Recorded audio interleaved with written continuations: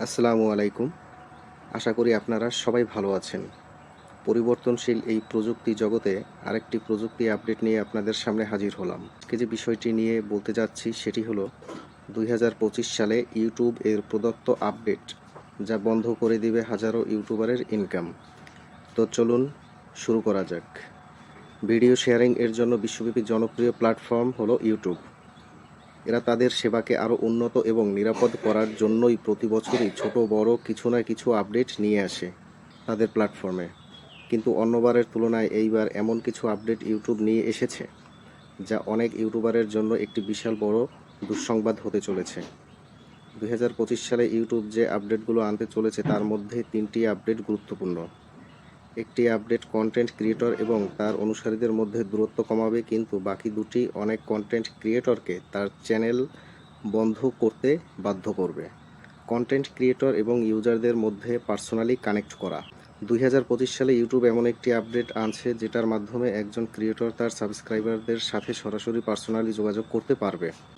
YouTube মনে করে এর মাধ্যমে একজন ক্রিয়েটর তার অনুসারীদের কাছ থেকে সরাসরি ফিডব্যাক পাবে।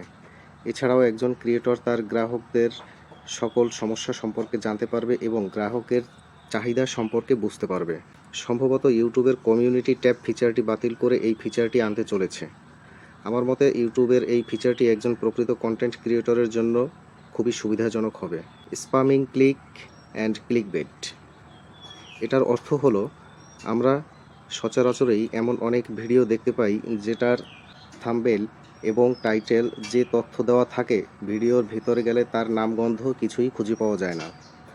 এই সিস্টেমে অনেক ইউটিউব চ্যানেল অনেক টাকা ইনকাম করছে, কিন্তু এতে ব্যবহারকারী অনেক ক্ষতিগ্রস্ত হচ্ছে।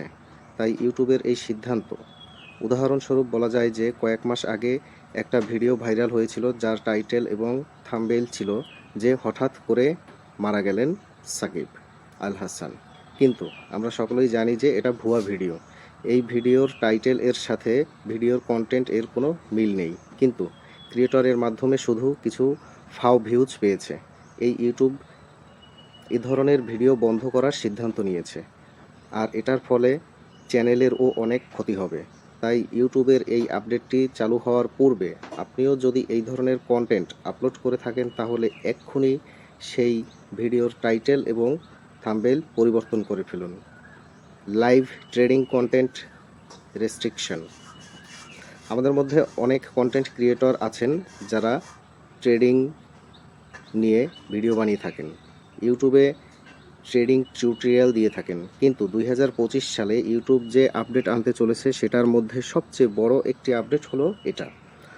আর এই আপডেটটি হলো, আপনি শেয়ার বাজার বা ক্রিপ্টো মার্কেটের লাইভ চার্ট দর্শকদের দেখাতে পারবেন না। অর্থাৎ আপনি মার্কেটের লাইভ চার্ট নিয়ে কোনো টিউটোরিয়াল বা ভিডিও বানাতে পারবেন না।